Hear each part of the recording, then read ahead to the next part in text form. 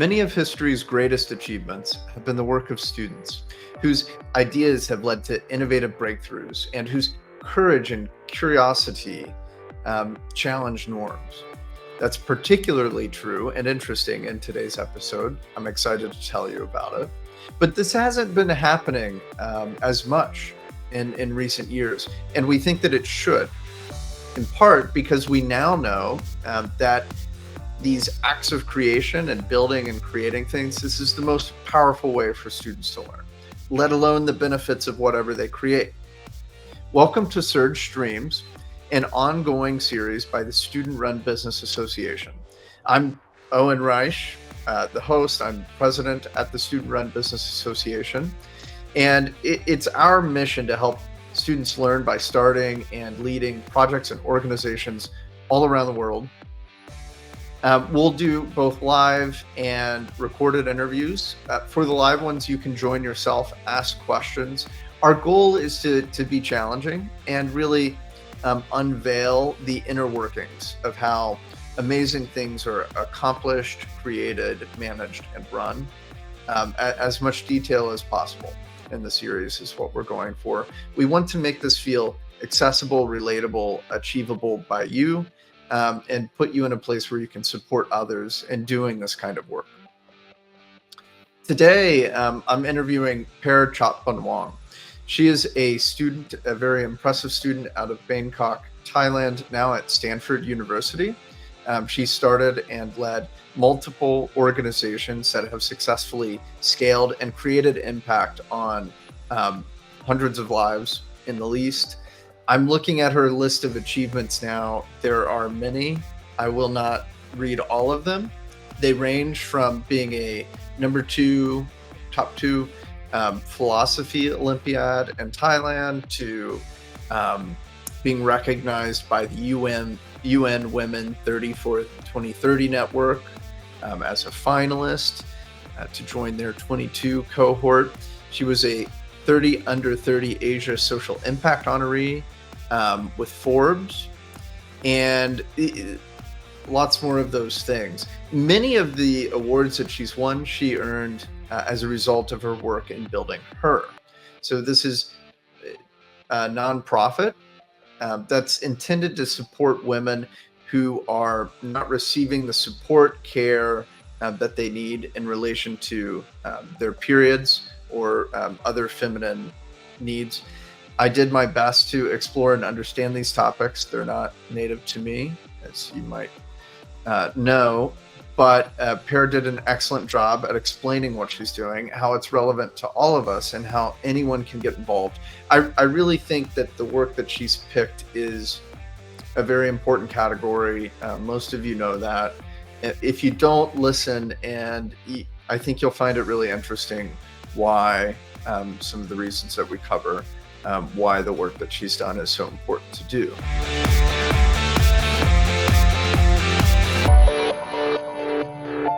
Pear, thank you for joining me. It's great to see you again. And I can note that we're taking this from odd hours. Where are you right now? Oh, I'm in Thailand right now. But yes, thank you for having me. Absolutely. And so you're in Thailand. What time is it? Oh, it's actually like 10, almost 10:30. So it's actually not too odd of an hour. 10:30 like a.m. Yeah, a.m. Okay, great. Yeah, and it's around 8:30 for me here in California, so it's dark. Okay. Anyway, just for fun, we're separated by time and space. But we'll see you soon for the competition and conference this November. We can talk a little bit more about that at the end. To start, I was excited to have you on because obviously you're part of your team and the community at Stanford Student Enterprises was excited to get you started or to work with you on some things. They let me know that you've done some really impressive work. I looked into it a bit in preparation for the interview, but really I didn't do extremely extensive research because I kind of wanted to open this or to talk to you with like a super open mind and let you guide the conversation. Just be a curious person. What I do know is that you've done a lot of cool stuff. So, Thank you. yeah, absolutely. Well, why don't I let you just, if you want to share a little bit about yourself, like, Mhm. and what, where you feel like your journey began, that would be cool for me. Yeah, of So I know course. you're a student at Stanford, and yeah, go ahead. So, hi everyone. My name is Pear, and I'm Thai, and I'm a rising sophomore at Stanford. I'm currently the social impact kind of lead for this conference, and so that's why like me and Owen know each other, so because we work together. And before coming to Stanford, I started my own nonprofit organization at 15. So I was like in high school in Thailand, and I actually like this inspiration for starting this nonprofit came from my own personal like kind of health issue. So this nonprofit, what we do is we upcycle sugarcane fiber, that's like sugarcane waste, and we turn that into period products, and we distribute that to women, girls around Thailand and also in different countries worldwide. And we also like provide like gynecological workshops, like education, advice, everything related to period education and ending period stigma. We do. Um, and my nonprofit is called HER, so it stands for Health, Equity, and Respect. And yeah, how I started this nonprofit was actually very like unexpected because I never really thought that when I graduated high school, people were kind of like would like if you like forgot to bring a pad to school or if you need to talk to anyone about periods, like everyone would just like point to me because I've been doing this work for like a very long time, and so I kind of became known as like a period girl at school. But actually, like I didn't really expect myself to kind of be like well versed in period or like kind of have period become part of me because I grew up like very Your identity. yeah, I'm part of my identity because I grew up very like scared of talking about periods. And also I just like I remember the first time I had my period, I was in like middle school and I like would not want to bring a pad to school or like if I had to leave the class to like go change my pad or change my pad in the bathroom, I would just do so like very discreetly and as like quietly as possible. Cause I would just be like, oh my God, like someone's gonna know this is happening. Like I was just so worried about just doing that. And Right. but changed because when I was like 15, I actually lost my period for like 8 months. And initially I was like overjoyed because I was like, yes, like I don't have to have my period anymore. And I was like, this is great. I don't have to go through menstrual cramps. Yeah, it was like, it was amazing. As like a kid, I was like, this is great. But then my mom and my grandma, they found out on the 8th month, they were like, Pear, like, why aren't you like buying any new period products? Like, why is your pad stash like staying the same, right? Like it didn't Yeah. budge. And so they discovered what was happening and they took me to the gynecologist, which of course at the time I didn't know what a gynecologist did or was. Mm-hmm. And they did a few checks on me and they diagnosed me with this menstrual disorder called polycystic ovary syndrome or PCOS, which is basically like you have like hormonal imbalance. I had to take like these like birth control pills in order to like make sure my hormones were like proper because if Mm-hmm. I didn't actually receive treatment, I could become like permanently infertile in the future. So I just Oh. didn't realize that Mm. this was like a huge issue. Um, and especially for me as someone who like I actually didn't know the issue of period poverty at first. So this was like the only issue in my head at the time. And I was like, oh, Okay. like this is such a big issue. Yeah. What is, so you said, you said a few things that I'll need you to explain a little bit more because they're super interesting. I mean, actually, if I can back you up just a little bit. First of all, you mentioned that in the beginning when you started having your period and things, you didn't want to talk about it. I that sounds normal to me. I mean, I definitely didn't hear a lot about it when I was in school. People were pretty quiet about it. Um, but I imagine that's part of why you got inspired later to say, "Hey, we need to talk about this more," or why you've become so comfortable and interested in raising awareness about some of the challenges that people face. Is that right? Like part of this is coming from your personal experience and realizing how little people want to or feel comfortable talking about it. Yeah, because when I had my menstrual disorder, I actually was really scared to tell anyone about it because I was like, my body is like abnormal. Um, and but then what I realized after like a long while of not wanting to talk about this and Yeah. slowly being able to talk about this to my friends everyone kind of started opening up about their issues, and I realized that like why was I like putting myself through like this like suffering in silence mode when actually a lot of people are going through similar things, but we just never have the opportunity to open up and have this conversation. Right. Okay. Yeah, totally. And then you found out, right. So then you found out about the, sorry, I apologize. Is it, what would that be classified as? The I didn't write it down. Oh, Polys. Can you say it PCOS. again? Yeah. It's like PCOS, so it's like a menstrual disorder. It's a disorder. Okay, cool. And then so once you found out that you had that, which you didn't because you weren't talking or weren't really learning enough. Okay, so then you mentioned another thing. You said period. Was it period desert? Period. Oh, I'm Period. so sorry. What was it? So there's two terms I think in like the period space. So there's period stigma and period poverty. Period Um, poverty. That's the one yeah, that you mentioned that I needed to understand. I've never heard of that. Tell me. period poverty. Oh my god, I'm so excited to Okay. talk about.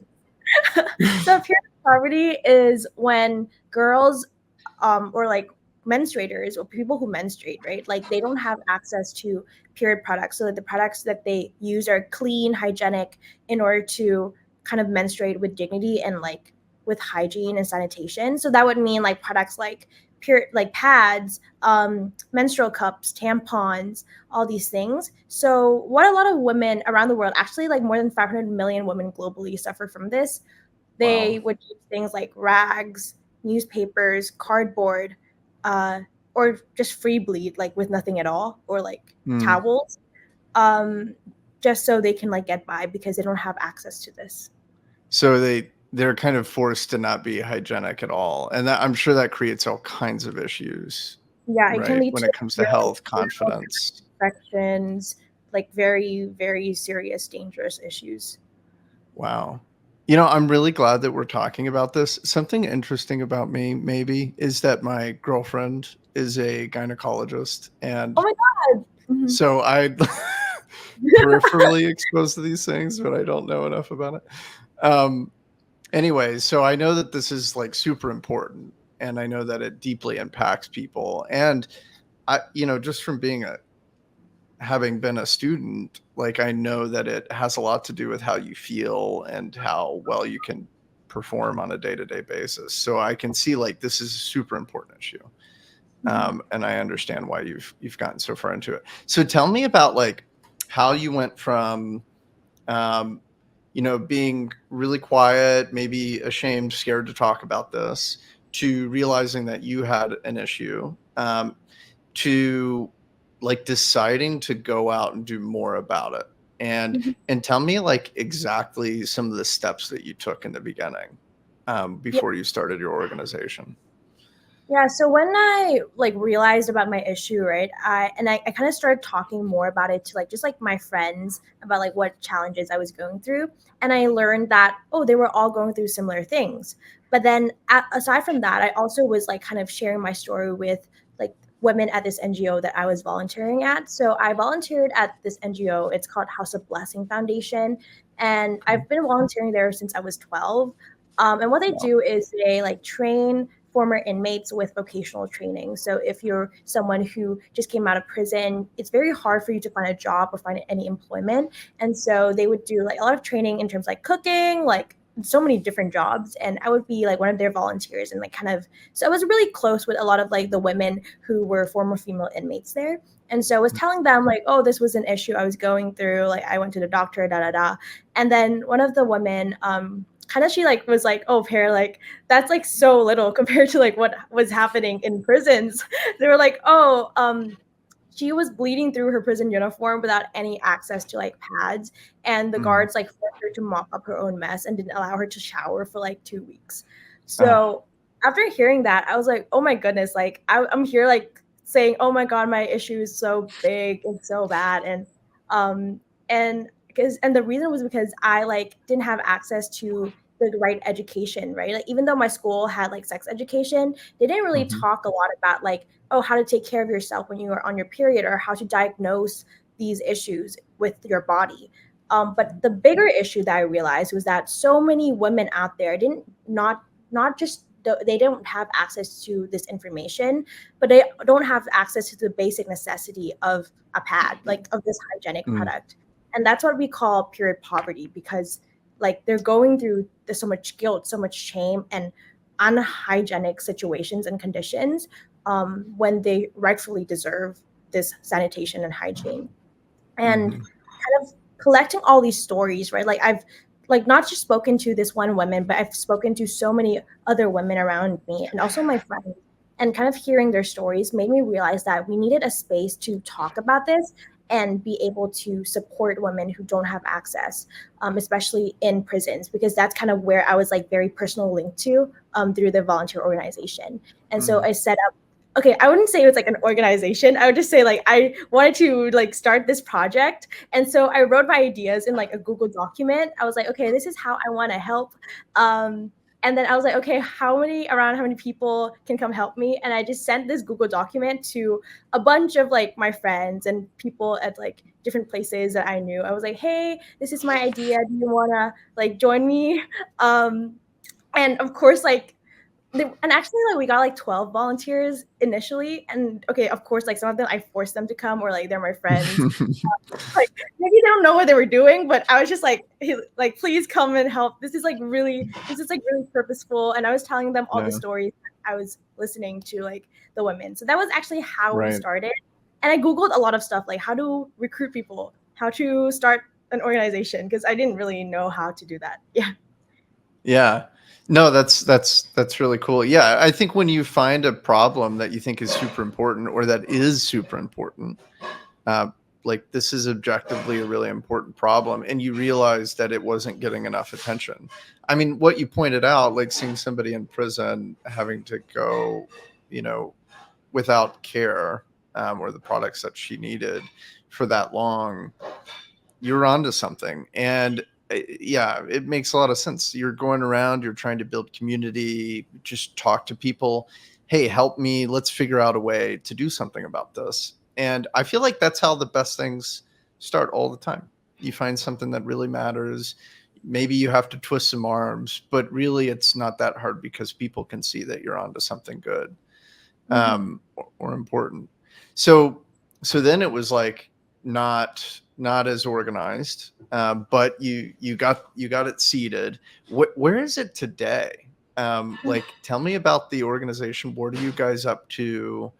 What are some highlights lately? What are some stats and figures? Um, yeah, talk about it today. Where have you come?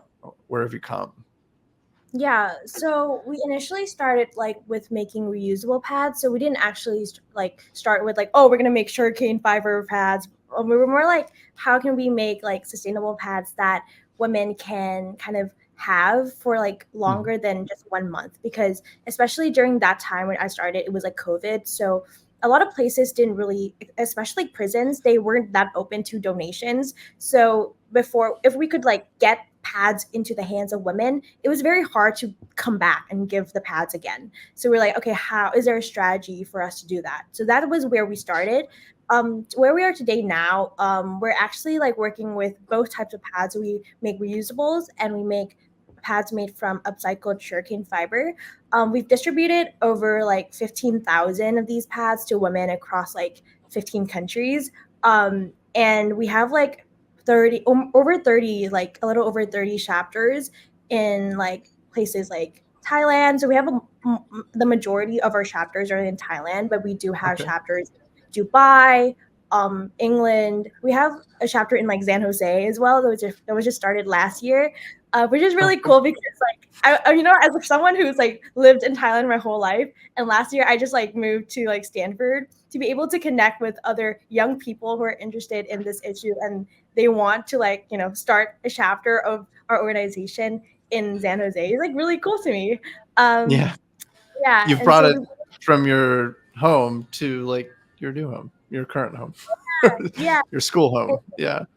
And It's so awesome. like we've worked with people in like Cambodia, Indonesia, and all these places, and Pakistan. And so it's like, you know, because period poverty Wow. is not just an issue that's like limited to one country. Actually, like in countries like Nepal and India, it's very much even like worse than like the situation in Thailand, because the stigma is so prominent that women like believe it or not, women who go through like or menstruating, sometimes they are not allowed to go to the kitchen or touch food, or they're like segregated in these like huts because menstruation is considered like dirty. And so this kind of Mm. cultural taboo is very prominent in many countries. And so being able to understand and contextualize different issues that are going on in different places is very important, because I think that when you first start, it's kind of like, okay, it's Thailand, right? But then when you go kind of, you spread your initiatives in different countries, you not only just want to like, oh, make the most impact with as many people,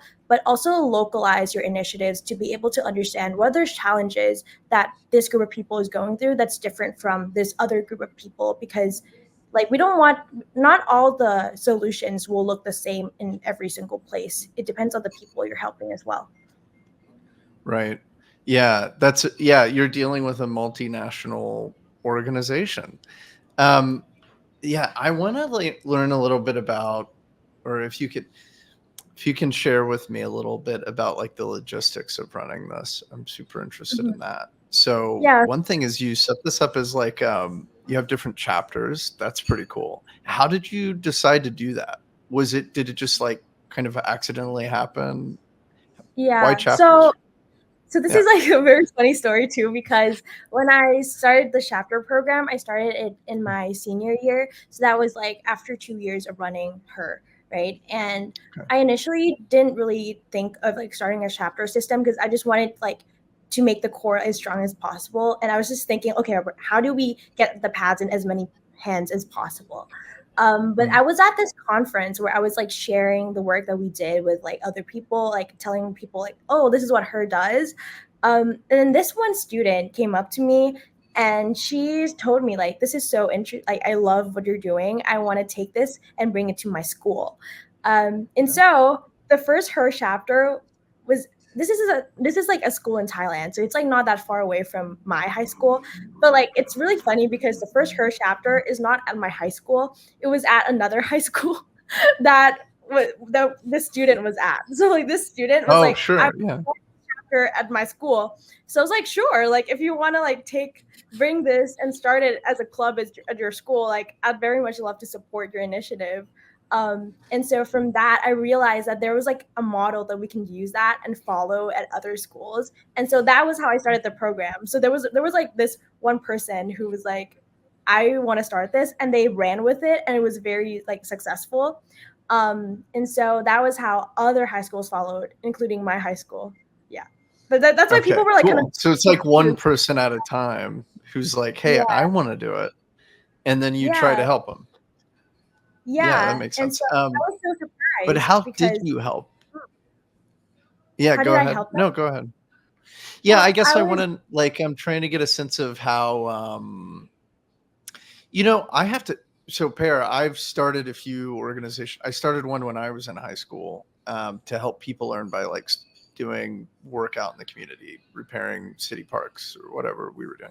And I was not able to get it to sustain or go to different places.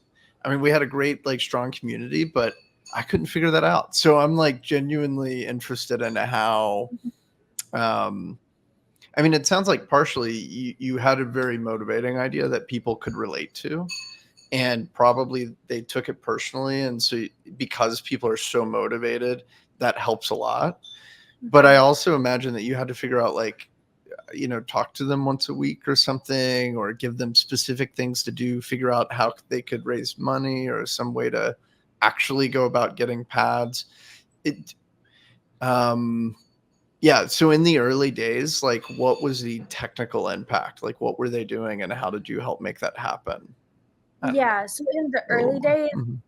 right, like when it was like one chapter, it was like not too bad, because I was like, okay, I was like basically another person in the club, right? I was like helping them. Okay. um but then when like we started to scale, meaning we opened up like the program, we had people apply to come in and like set up something like that in different schools. I realized we needed to set up like a system for them where like everything was already in place. So once they apply, and they get onboarded, right, we have an onboarding system where like me and like some the head of like the chapter program. She like does like the onboarding for a lot of the chapter leaders. And Mhm. this is like kind of the recruitment is kind of open year round. So because like we don't want to just limit it like, oh, sorry, like if you just found out about us, you can't apply right now. So Okay. it's open, but then like at least once a month, like our chapter head would like check how many people applied, and then we would do like an onboarding. After the Mhm. onboarding, there would be like a sort of like kind of system where the chapter leaders are able to kind of like read about like, oh, okay, how to get started. So we're like, okay, this is how you set up like an Instagram page. This is how you can set up your own website if you want. And then these are the positions that you would need in your kind of sub organization, right? Because like Mhm.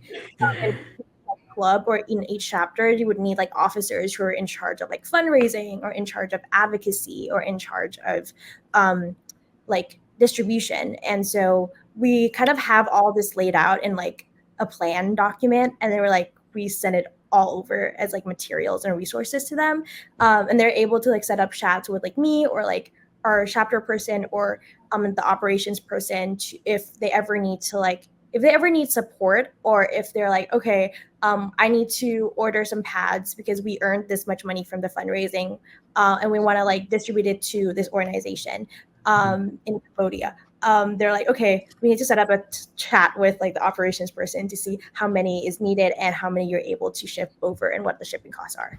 So like Right. there's like the Okay. system of like at least like when you get started, there's like a very clear like route for you to walk, because I know that not every chapter leader comes in with the same like information or comes in with the same background or understanding of the issue, even though we all care about it and they Yeah. applied because they are interested in what we're doing. But not everyone comes from the same like background and understanding, so we have to kind of lay the foundations there. Gotcha. Yeah. So you're finding passionate people really want to make a difference at their school or in their community. You're helping them like create the basic team structure that they need to succeed. So like somebody's got to raise money, somebody's got to find the products, distribute it. Um, and then over time, I'm sure that leads to a need to like centralize some things, or and that's okay. Um, how much money were you guys like raising in the beginning? And so you were making an important impact just by spreading awareness and providing some people with the material that they needed. Uh, Yeah, how much money were you raising? Like, what did it take just to get off the ground and feel like you were doing some good? Yeah, so when we first started, we actually did a fundraiser at my so I did a fundraiser at my high school, and I like forced some of my friends to come help me do the fundraiser. And basically we sold like hand sanitizers because I like during the COVID when I was in ninth grade, I did some Huh? hand sanitizers that I made for like people who were going through COVID, and so I was distributing a lot of that, and Yeah, so I was they like, were okay, in demand. yes, I was like, I had Yeah. like leftovers, so I was gonna sell this and then use the funds to make my first pad prototype. And so we actually earned like I think in dollars, it was like $50. Okay, like it might not seem that much, but when you're like standing there selling at your high school, and also in Thailand, like the Thai currency, it's actually like a lot for us. And so Okay. with $50, Hmm. we were able to kind of purchase some like pad samples, and then I kind of like shipped my own money in a bit, another $50, so it was like $100. Um, and we ordered some samples to look at, like, because I wanted to see like, because we designed all our own pads, like all our pads are designed by us, like by me and like other people in the team, and it went through like a lot of prototyping, design iteration, before it's like what it is currently at now. Okay. And it's still improving, and so we had to order like some samples, which were a little expensive because in Thailand there aren't that many samples. So we had to order some from like overseas as well to Yeah, see sure. like, okay, this is the design we wanted to do, or like we like this, we don't like this. And then after that, I was able to work with my NGO that I was volunteering at, because they had like sewing machines. So I started like a sewing program for our pads there. So that was like Yeah. how started manufacturing, or at Wow. least like prototype. Yeah. That's awesome. So in the beginning, you didn't raise a lot of money, but it was enough to just get things going.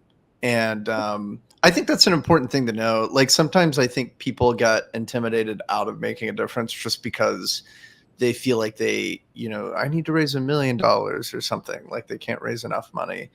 But I think it's really cool that you're able to start making an impact and finding ways to just do things yourself before you needed to raise all kinds of money or anything like that. I think Um, that mhm, money comes, it will come after you are able to like showcase your impact, right? Like same for mm, for people as well. Like I think when we were at the point where we were able to showcase the impact that we were making, people were like interested in like joining us. And it wasn't like, because I was like so surprised when people were so interested. Everyone was like emailing us, and then I flipped back to like the me when I first started, and I was the person emailing everyone. And so I think like you're able to like showcase your impact, even though it's not that much, or even though in your head, in your mind, it could go further with more funding. right. I think showcasing impact is so important when it comes to finding support, whether it's financial or like personal. Yeah. Yeah. People, you have to show that you can make a difference for people to feel like they can make a difference if they help you. That makes sense for sure. Okay, yeah. So you guys start. All right, now. So then you, at some point, I don't know how many locations you had, but you said, "Hey, let's start making these ourselves." Was that like really fast, or was it a little later on? And then that started developing into the products that you make today. Um, tell me a little bit more about that. When did you decide to start doing it? And then how did you like increase production, and how many are you doing like every month now? And how did Mhm. that change over time?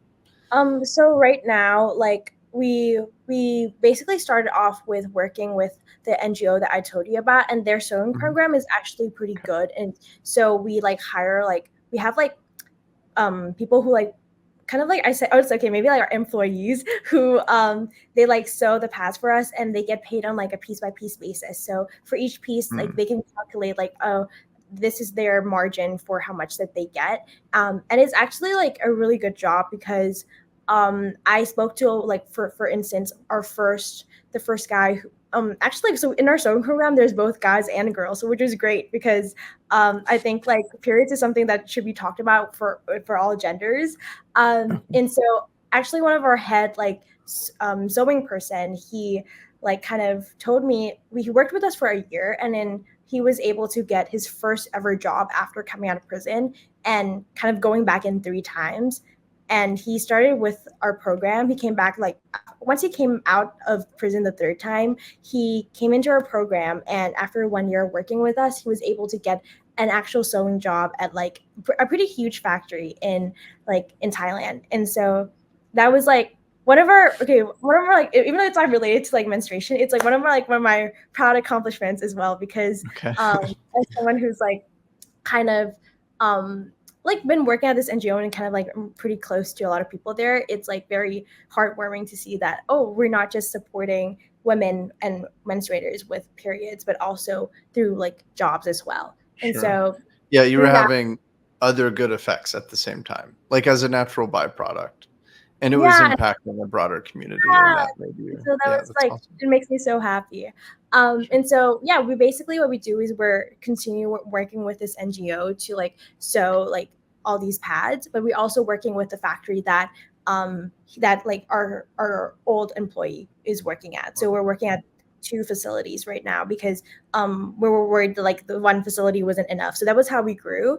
So we currently have 2 facilities sewing our pads. Like we don't own the facilities, but we like kind of I would say like ask like pay them on a big piece by piece basis for all the pads that are sewn there. Mm, Um, and so logistically, what is happening right now is at all the shopper places, when they've once they've fundraised and mm, they've spoken to like our operations person or me about how much they fundraise and where they want the pads to go to, we then kind of like me if like I'm in Thailand, then I pack it, but then like I have like my operations person who's also in Thailand pack the pads and then send it over to wherever the chapter is. okay, And gotcha. this is also kind of like what we're working on in the future as well, because what I want to do is I want to be able to kind of have more sewing hubs in different Mhm. countries, because logistically, it's also expensive to like ship the products, and I just don't feel like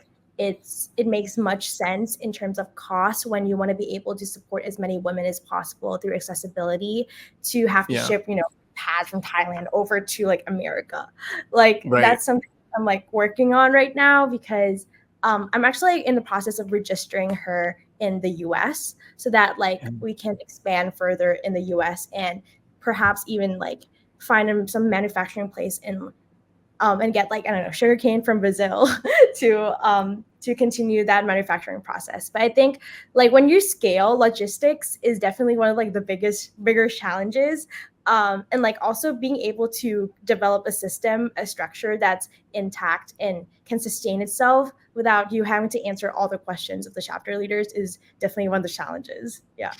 I think I think something that's super interesting. I mentioned this to you, but my friend Megan, who has built out a nonprofit helping people with diapers, and then now they're getting into period products too with a org called Tidal Babe.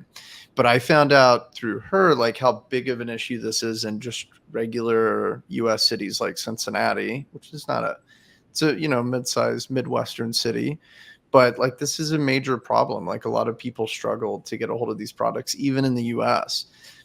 I just think that's really interesting because a lot of folks that might listen to this are may feel like, oh, Thailand has this need and these other countries too, but we don't. But it's a big global thing. It's also cool to hear like that what you're thinking the next level would be or could be in terms of your impact, and that it could bring you here too. um in that way, like one question I have is how much does it cost you to make each of these pads? Mhm. Like what Yeah, do it the costs economics look like? three Hmm. dollars to make, and this is reusable. So Hmm. for the sugarcane, it actually costs us more. So it costs us $4 because basically there's like this process where you have to turn the sugarcane into like more like like super absorbent like substance for the Okay. pad. So it costs more. So it's more economically efficient to distribute the reusable pads. But we're working on that.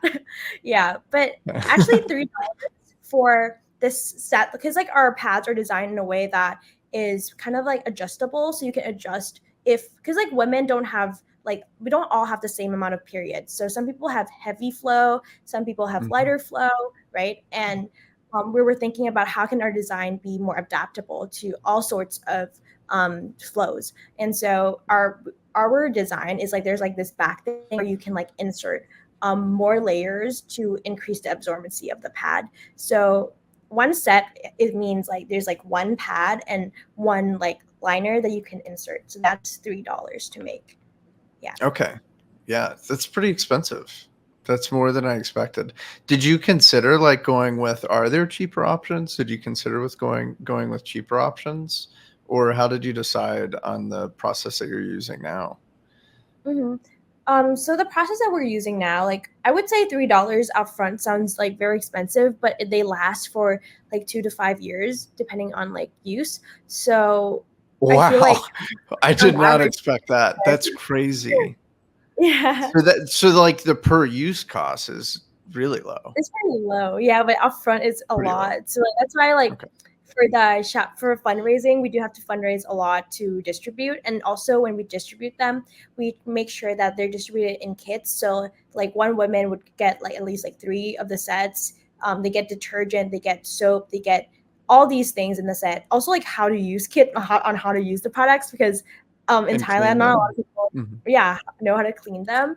Ugh. Um, and also in the future we're trying to like expand our like fundraising model to not just include like fundraising through our chapters but being able to sell like things like period underwear and also kind of commercialize our like technology like with like upcycling sugarcane or upcycling more agricultural byproducts and selling that so that all the profits from selling these products can go towards making more for women who need them.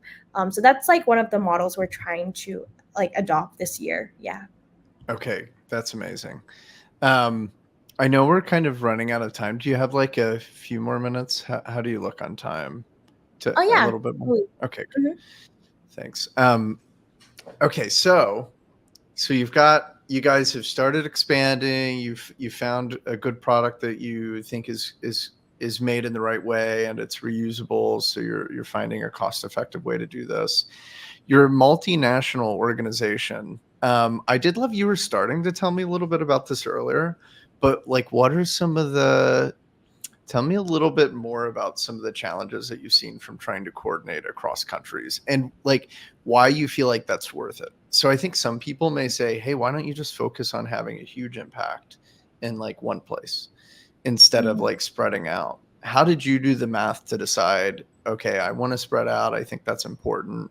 Is there anything you do differently? So just digging in a little bit on this multinational development. Yeah.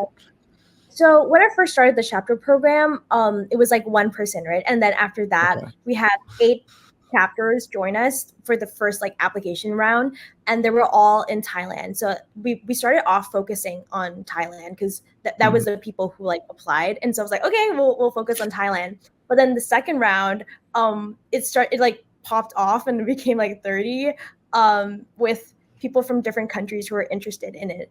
And when I interviewed all the people who were going to become like our chapter leaders, and I spoke to Sure. all of them, and I like listened to kind of like I asked them like all the same questions, right? I was like, why do you want to do this, and like why are you passionate about this? And for each person that came along, right, if this person's from Dubai, they talk a lot about like, oh, how in their country, in the Middle Eastern countries, it's very difficult for us to find spaces to talk about this. And the little Mhm. kind of small information that I guess like as someone who's like not born there, hasn't lived there before, perhaps you can't find on the internet. And learning about that, and I felt like it was worth it for me because I I didn't really advertise it that much, but there were these people who like took the time to write their application, took the time to interview with me, and were telling me all about these issues that they were passionate about. And they're already like starting forming to form a team after like I accepted their application. And I was like, wait, like you guys are so interested in this, and there's definitely like an issue there. So if there's people who are willing to take up the job and they run with it, when I felt like that's just so magical to have people believe in your Mm, mission enough that they're like willing to say yes to everything. And you don't even have to kind of like handhold them, or you don't even have to be like, oh, you need to do 1 2 3, because the execution is so natural for them, and it's just so something that's like inherent to them. And I felt like that's why it was worth it for me, because I think me alone, I can't do every single thing, right? Like I feel like as humans, our capacity is quite limited when it comes to like, oh, like in one day we can't like execute for like 10 countries, right? yeah. But with like No a way. team, people who are like who care enough, and you don't have to like always like be the person like looking over them and overseeing and telling them, oh, these Right. steps are A, B, C, and D. I think finding the right people who care enough is really important.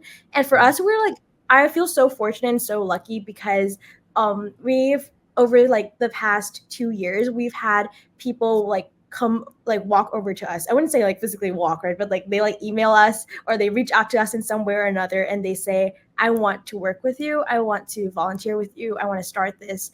And seeing that people want to take this initiative means a lot to me, because like mm, because like it makes me think back to like the me then who was basically doing everything myself, and that's why I think it's worth it, because I get to support other young people who are rise and coming like menstrual activists and are working this space. I get to help impact more people, although indirectly, right, through their mm, work.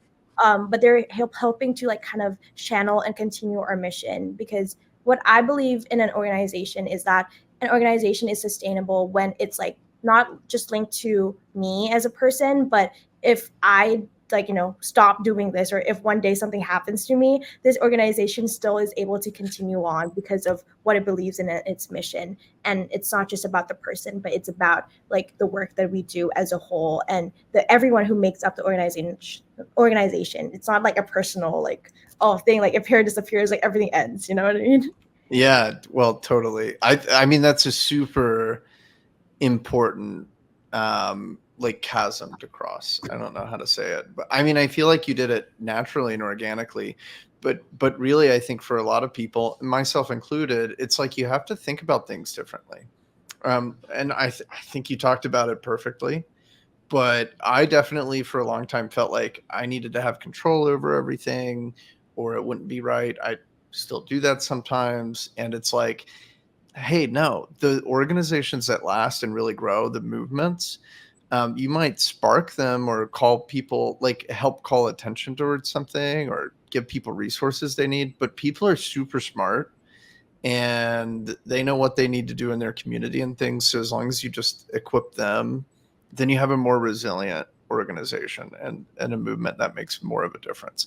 I don't know. It's like, and I guess some companies and programs need more control for different reasons. But I think this is like a super cool and admirable model that you got running. It's really important. Thank Um, you. That's so yeah. true, though. I totally agree with you, 100%. Yeah, Yeah. it's definitely like a tug and a pull thing. It's kind of like, how much do I need to like go in and like save this in case like it's in the wrong hands, and how much do I just like leave it and let it flow? Yeah. Yeah. And I think fortunately, for the space that you're working, um, people people are doing this probably because they really care about the mission. Like they're focused on the specific impact they can make. So you can really trust them a lot to make good decisions. But okay, so now you're multinational. This kind of organically grew. How? Tell me, like, how do you think of your organization in terms of like awareness versus like delivering the products? Is it a balance, or do you focus on one or the other more? I would say that like I think it's a balance, but definitely I'm someone who I want to get the products in as many hands as possible, and that's Yeah, like the medium that we raise awareness. So, for yeah. instance, when we distribute the products, right, there's like a lot of education that is involved. So when we like, because like when I first started, I personally go to all the places and donate them myself. So I would go to Mm, like this school in like the middle of nowhere, and I would just be like, okay, these are the pure products that we're going to be distributing, and then we like run like a few workshops, like an hour workshop that we kind of educate students about like, oh, this is how you use like your pads, but also this is how you recognize whether your period is abnormal or not, right? So because like personally for me that's like a very personal mission, because it's like I don't want you guys to have to go through like PCOS or any menstrual mm, disorder. And if you are able to like kind of get diagnosed early, then that's like wonderful, because then that means you get to get like medical care earlier mm, on. And so we mm. have like this booklet that we provide to all like the people who are in the workshop, so they not only just get our pads, they also learn about how to use and care for the pads, and also like how to best take care of their bodies. And so Yeah. that we are able to foster more conversations, and I'm also able to like I think like I also get to like share my story with different schools and like places like here in Thailand, where people are just like, oh, like I want you to come share what your story is about like starting this organization. And like inherently I'm able to foster more conversations about this, because in the room one of the questions I get is like, do you feel like your work is like discriminatory? Like someone asked me this, they're like, is it discriminatory because it's related to only women and like not men? um and I feel like that in itself kind of shows that like we're like at least talking about this and we're raising awareness Hmm. about this. And my answer is always like, well, even though you don't menstruate and you don't have a period, but you know someone loves someone who menstruates, right? And like periods make life possible. So at least you know your mom, she has her period, right? And how can you like best take care of the people in your life who matter to you, who are going through this, Yeah. and understand what's going on and what's happening to them. And I feel like in that sense, Yeah. we're raising awareness. But me, as someone who kind of knows like the consequences of period poverty, we try to do Mm. in tandem and just make sure that awareness comes as a like required component when we distribute the pads. Yeah. Well, I mean, I think, a couple things come to me out of that just briefly. And then I've just got one more question for you and then some like quick ones and then we'll close out. But Yeah. I mean, something that strikes me there is it's like you got to pick something to focus on. I mean, I think part of like building an organization, especially while you're in school, because you're like trying to balance all these things, it's like you got to stay focused. but that aside, like women's health is obviously an issue that has not historically gotten enough attention or awareness. Like women just weren't, I mean, just from me reading history, like weren't in a place to really receive the attention and kind of have the opportunity to talk and share their own problems. Over time, it's not been that long since that's been happening enough. So Yeah. it totally makes sense. Like you found something that's really important, hasn't historically gotten enough attention. In some places, it's still definitely not getting enough attention. You focus on it, and you know what? The guys can help. This is not, you're not discriminatory. We can all pitch in. In fact, you did a good job calling that out at the beginning. So like, yeah. Yeah. That's the call to action, I think, is that the guys can pitch in and be part of the solution too. And I think that that's accepted. Yeah. Awesome. Yes. Okay. So I did wonder, like, you know, you've had a lot of success. You've gotten to the Forbes 30 under 30 list. That's super exciting. Largely because you've been able to lean in on this project and make such a difference with it. Can you tell us about, like, just share one of the most difficult times? Like, was there ever a moment where you considered maybe not continuing with the work or letting it go earlier on? Do you have any like examples of that come to mind, or has this been pretty like smooth sailing? I would say Mhm. like it's probably the most difficult thing I've ever done in my life. Okay, aside from I guess what I'm starting like I think starting something new and building it from the ground up is like really difficult because Yeah.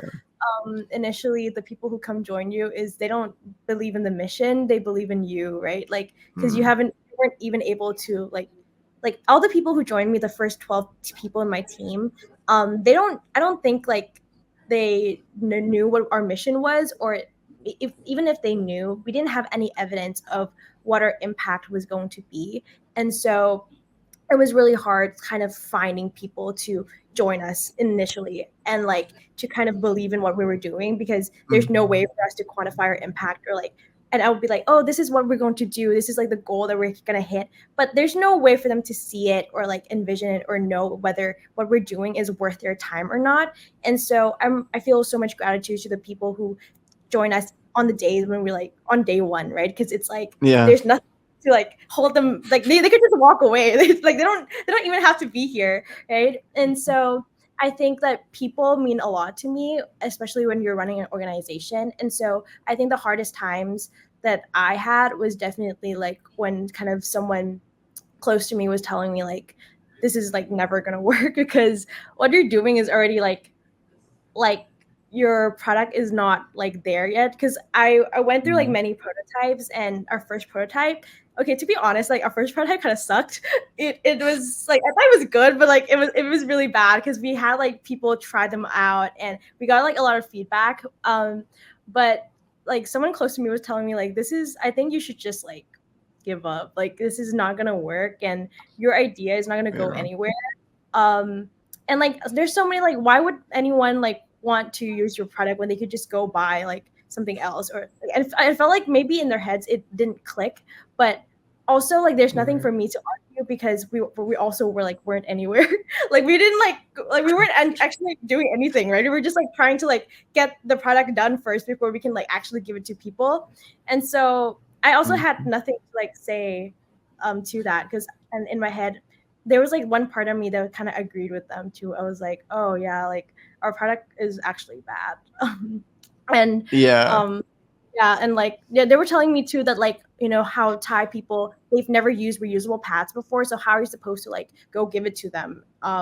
Like how would they Right. know how to use this, right? So there's like actually a lot of Yeah. challenges in this process, but like this person pointing it out and telling me that it's never gonna work, and also the fact that I'm in the situation where like yeah, like it doesn't seem like it's gonna work makes me feel like, man, is this the right thing for me?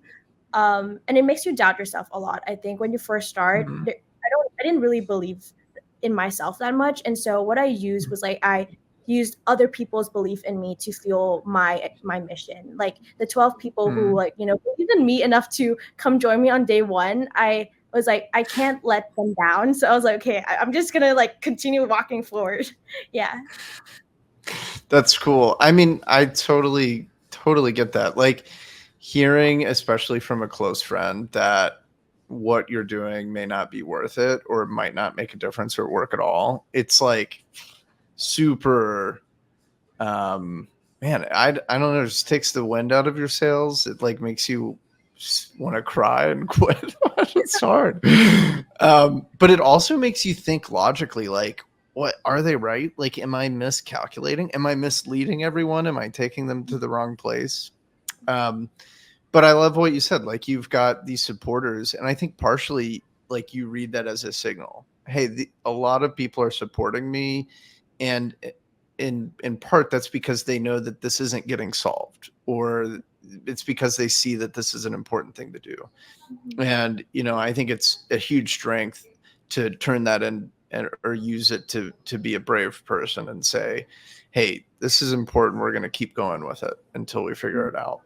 Anyway, obviously, kudos to you for continuing through that and kind of getting to the other side. I think a lot of people probably end it right there.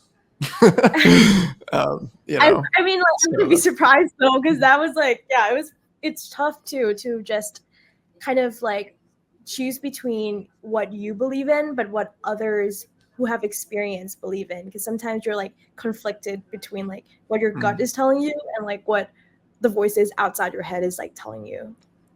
Yeah. And this is where it's like, I think the biggest thing for me has been focus on the problem. I understand what everybody's saying. You're right. But this problem is not getting solved. I want to figure it out.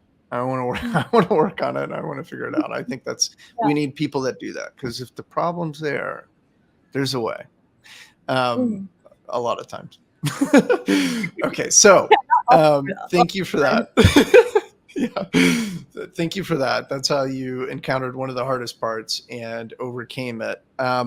Some quick questions for you. So today, are you? I want to talk about this new business that you're working on. As part of the transition, you guys are still growing her. Are you? What if somebody listens to this and they want to start a chapter? Is that something they can do? Yes, they can go to our website and our Instagram. So on both our Instagram and our website, there's like a way where you can like click on, like there's like a link that leads you to the application, and you can just fill out the application, and you should be able to hear back like in 1 or 2 weeks. Yeah. Awesome. All right.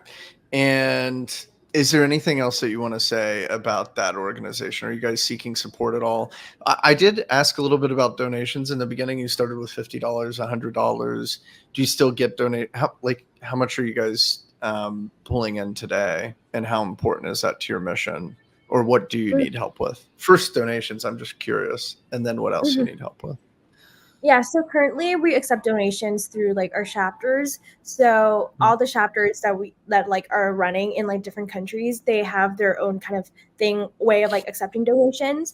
And then we, as like kind of the core center, we have like a way of accepting donations as well. But since we're only registered in Thailand, we only accept donations through like the Thai system, because like we don't want to like have to face like legal issues with that. But like after we are registered in the US, then we can receive donations from like people in the US. So like all the systems are done through the chapters, and it really depends on kind of like what the chapters is able to raise. But usually our goal is we tell them that the goal is, okay, I need to convert that into dollars, but it's like around like $2,000 to $3,000 per year that they're able to bring in.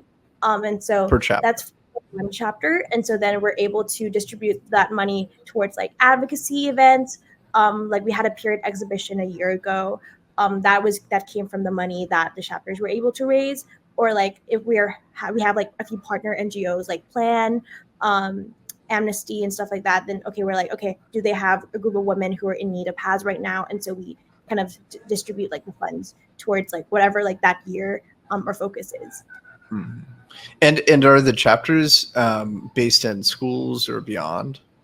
We have like So Mhm. how they're organized is we have like some that are based in schools, some that are based in universities, and some that are like city chapters, city or country level Yeah. chapters. So that means that, for instance, the one in San Jose is a city one. So that means that we have like chapter leaders who are from like team members who are from like different schools and universities, or maybe they already like have jobs, and they're like part of the chapter. So it really depends on like the Regular person, people. yeah, the person who's like Mhm. starting it, whether they want to start it as like a school initiative or if they want to start it as like a city initiative, and we run with it and support whatever like they decide because they're the person leading it. So like we can't go in and be like, hey, you need to start a countrywide chapter. You know what I mean? Yeah. That's awesome. Yeah, so you're supportive of anybody, but schools are obviously a great way to get started because the students care a lot and they're organized and they can spend a little more time on it. Super cool. Thank you so much. All right, let's talk a little bit about your new business. I know that we said you're going to be competing at the Surge conference in November, so that's going to be cool. So we'll save some for that. But yeah, tell me a little bit about what you're doing now, why you feel it's important. Um, your 30-second, 1 minute kind of elevator pitch too. Yeah.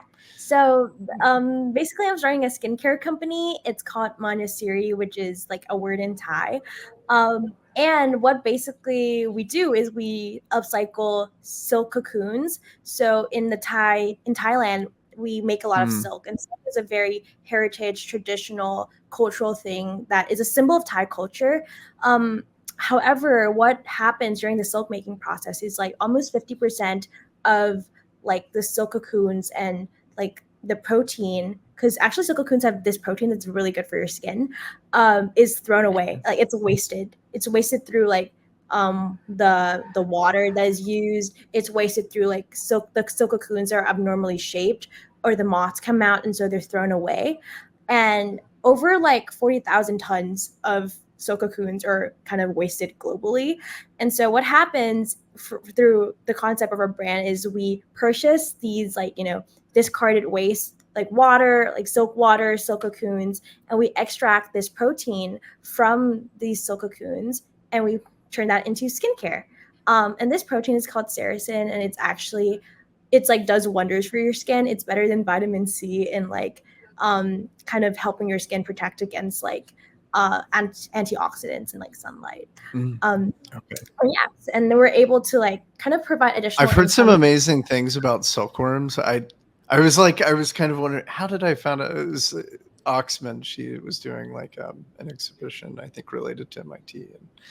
And anyway, I was like, okay, I know that silkworms are pretty cool, and that's neat to hear that you found this particular use. Okay, so sorry, I didn't mean to interrupt you, but silkworms, cool. All Yes. right, So okay, silkworms spin silk cocoons, and these cocoons have this miraculous protein that's really good for your skin. And so what we do is we extract um, this protein not just from any silk cocoons, but from discarded like silk cocoons, or like kind okay, of in the silk making process. You yeah. have to boil the cocoons, and so there's like so much water that has like this sericin inside the water that's wasted. So we purchase all of this from farmers, give them additional income through purchasing this waste that they would just throw away, and we turn that into skincare. That's amazing. Yeah, super. I love any product where it takes the waste of one process and turns that into a lot of value. I mean, you can't do it with everything, but it's super cool and it can work well. Mhm. So that's a really cool idea. By the way, like kind of an aside question, but at this point, I have no idea what you're studying at Stanford. It could be anything. What Oh yeah. what I'm are you studying studying? science, technology, and society in the innovation and organization track. All right. Well, that I guess if I had to make something up, that's what I would have said. Something like that. It sounds like a perfect fit for you. Yeah, it took me a while to like find this because I was like, what would be a good fit major for me? And then when I found it, whenever someone asked me, I have to like go on this like, or 20, 30 minute like kind of understanding, telling them like what this is about, because it's a Yeah, very like it's something that's like not really. I think it's like hard to understand when you're like it's not like economics when someone would be like, oh yeah, I understand what you're studying, right? It's like, sure. yeah, what is that? Yeah. Yeah, but after getting to know you, I feel like it's just an extension of what you do. Maybe not exactly, but it sounds like it feels pretty connected to what the kind of work that you're doing regularly. So that's Yeah, cool that you found a good fit. yeah. Um, okay, so your new company, you're getting it off the ground. Have you guys gotten products into people's hands? Oh yeah. Can you buy it? So Hmm. I registered it in the US, and then I'm starting to like come out with like our first products. So it should like our first set of products should come out in September. I just went to the silk farms like a few days ago, like 3 days ago. That's why it was like sometimes I'm Amazing. like but then when you're out outside in the province, like that's why I couldn't meet with you that time because my internet, like I had no internet because Okay. I was like outside looking at like the silk farms and meeting with the farmers, um, and kind of like bring that into the lab to extract the protein. So we're still in the process of like manufacturing it, but it should be available in September, and I'm working on like the e-commerce platform for Okay, selling so it. you will have it. You'll bring the product to the conference and it'll be in the Yes. marketplace. We'll talk Yeah. about that next. And if you have some videos from the farms, please send them to me or something Yes. where you kind of explain what's going on. We could include that. That'd be super cool. Of course. Um, okay, tell me the name of the company, just for people that are curious. We'll put it in. I've got it open. Is it Cerebell? Oh no, it's called No. Manyasiri. So Cerebell was like my so Cerebell actually is an old name that I thought of, but I got some feedback that it was like too French, so I changed the name I to like it. Manyasiri because I wanted to be like Thai, Okay, so cool. Yeah. So how do you I think spell that? Sorry. Let me just write it down. How do you spell it? oh, it's Manyasiri.